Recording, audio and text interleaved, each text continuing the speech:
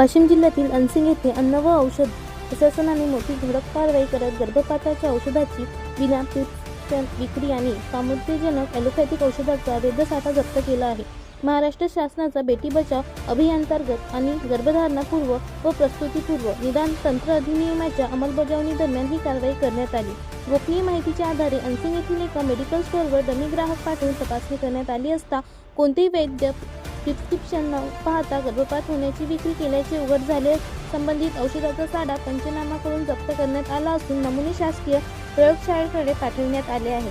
यानंतर खडसिंग अनसिंग परिसरात केलेल्या तपासणीत 2 ग्राम 100 मिलीग्रॅम या कामोत्तेजक औषधाच्या 253 पट्ट्यांचा अवैध साठा देखील जप्त करण्यात आला, ज्यांची अंदाजी किंमत सुमारे 20,000 रुपयापेक्षा अधिक आहे. अन्न व औषध प्रशासनाने स्पष्ट केले आहे की अशा प्रकारे गर्भपाताच्या औषधाची विना प्रिस्क्रिप्शन विक्री आणि बेकायदेशीर औषध साठा हा गंभीर दंडनीय गुन्हा असून संबंधितांविरुद्ध औषधे व सौंदर्य प्रसाधने अधिनियम तसेच PCPNDT कायद्यानुसार कठोर कारवाई करण्यात येणार आहे.